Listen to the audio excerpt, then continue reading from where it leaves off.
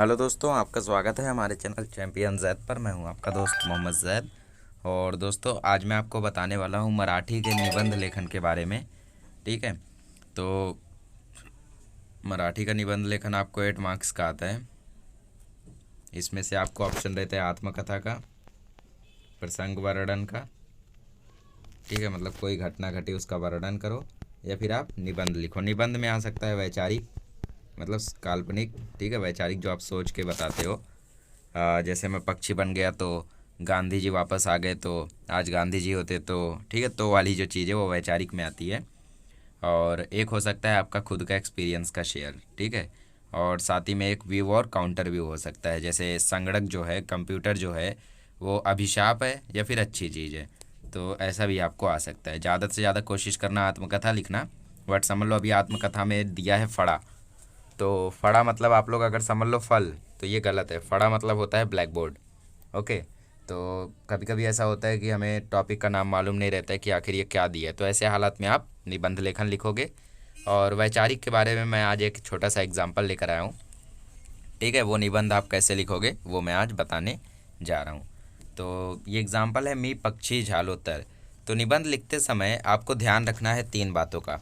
पहली, good starting and finishing, ठीक है। स्टार्ट एकदम मस्त करो और फिनिश भी एकदम मस्त करो, ठीक है। ऐसा नहीं कि स्टार्टिंग ख़राब करो फिर धोनी की तरह फिनिश कर दो, ठीक है। क्योंकि जो मॉडरेटर एग्जामिनर होते हैं ये सब स्टार्टिंग की 4-5 लाइन पढ़ते हैं और उसी के बेसिस पे आपको नंबर दे देते हैं, क्योंकि उन्हें मालूम रहता है कि बच्चे ने ऐसा इसमें लिखा है तो आगे भी वही हाल होगा, ठीक है। बट कुछ बच्चे ऐसा होते हैं जिनको अगर स्टार्टिंग एक बार मिल जाए ना तो फिर वो एकदम मस्त लिखते हैं, बट उनको स्टार्टिंग वो नहीं मिल पाती है, मतलब स्टार्टिंग उनकी गड़बड़ होती है। तो उसको आप लोग सुधारोगे कैसे? बार बार रीड करके। दूसरा, जितने मुद्दे हैं यहाँ पे, ठीक है, जितने मुद्दे हैं सब आने चाहिए लिखते समय, उसमें सब इंक्लूड होने चाहिए, कोई भी एक्सक्लूड नहीं होना चाहिए। जितने मुद्दे हैं सबको इंक्लूड करो, ओके।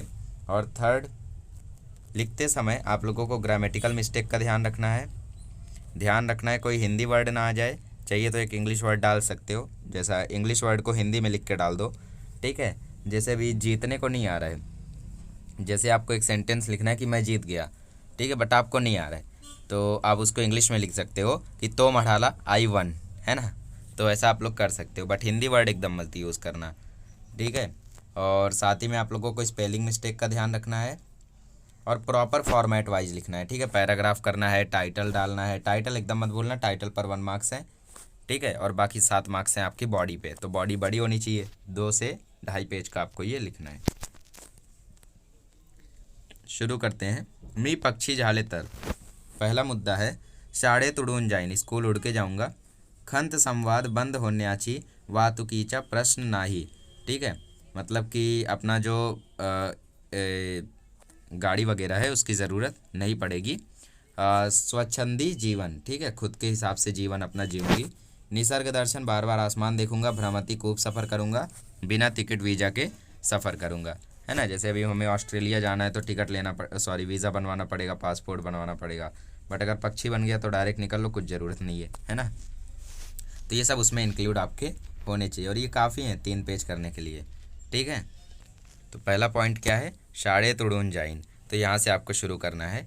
मी पक्षी झालो तर, डायरेक्टली मत शुरू करो, पहले थोड़ा सा जलेबी की तरह कहानी को घुमाओ। 7:30 वाजले होते, शाळेत जाण्यासाठी अर्ध्या तासापासून मी बसच्या रांगेत उभा होतो, पण बसचा पत्ता नव्हता, ठीक है। बस के लिए आधे घंटे से इंतजार कर रहा था, बट बस अभी तक आई नहीं थी। 7:30 बज चुका था।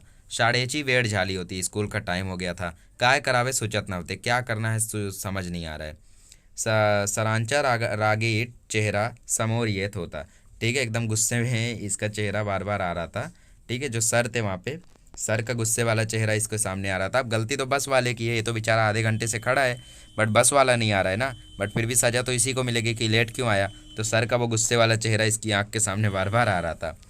त्याची हातातली छड़ी दिसत होती, उनके हाथ में वो छड़ी दिख रही थी। वह त्याची बोलनी ही खावी लागणार होती, ठीक है। उनकी जो डांट थी वो भी इसको एकदम डरा रही थी।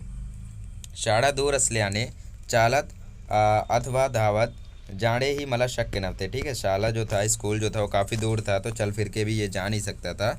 चूलबूल करीत अस्वस्थ मनाने बसची वाट पाहणे एवढेच माझ्या हातात होते, ठीक है। अब कोई ऑप्शन इसके पास था नहीं, ये बस बस का इंतजार कर सकता था। तोच शेजाऱ्याच्या माणसाच्या हातातील मोबाईलवर गाणे वाजले होते, पंख होते तो उड़ आती रे। ठीक है, मतलब बाजू में एक बंदा था, उसके मोबाइल में गाना बज रहा था कि पंख होते तो उड़ आती रे। ठीक है, ये कोई गाना है हिंदी का जो बज रहा था। तो ये गाना सुन के इसको आइडिया आया कि क्यों ना मैं एक पक्षी बन जाऊं।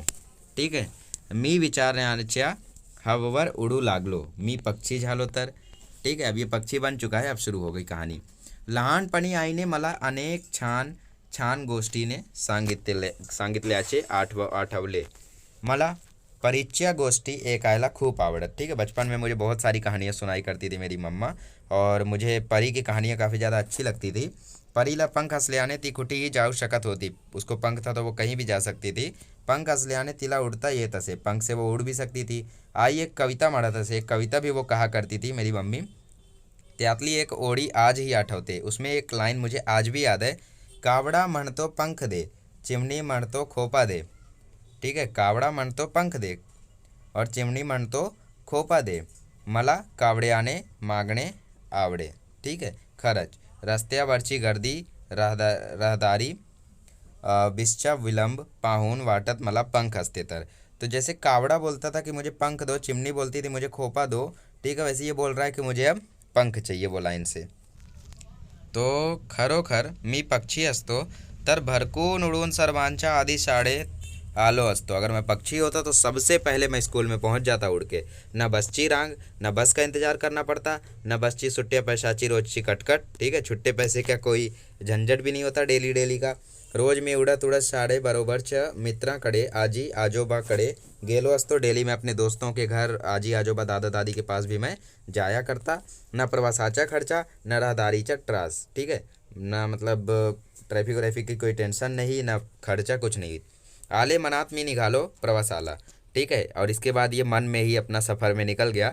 मी स्वतंत्र याचा पूर्ण आनंद उपभोगला असता। सहलीला जाण्यासाठी नको आई बाबाची मनधरणी, नको त्याचे पैसे, न त्याची अटी ऐकणे। ठीक है, मतलब जब भी हम लोगों को पिकनिक जाना रहता है तो कैसे मम्मी पापा को मनाने लगते हैं।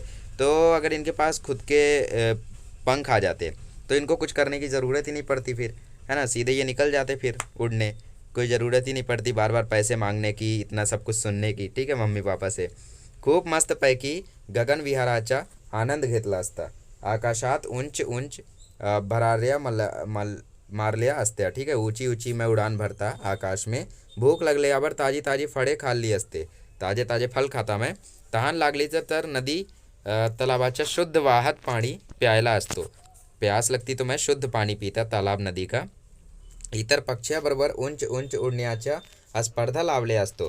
ठीक है, मतलब पक्षियों के साथ में ऊंची ऊंची कॉम्पिटिशन लगाता, कौन ऊंचा उड़ता है, कौन ऊंचा उड़ता है। पक्षी झाल्यावर रेल्वे, बस, विमान किंवा कोणत्याही वाहनाने कधी प्रवास केलाच नसता।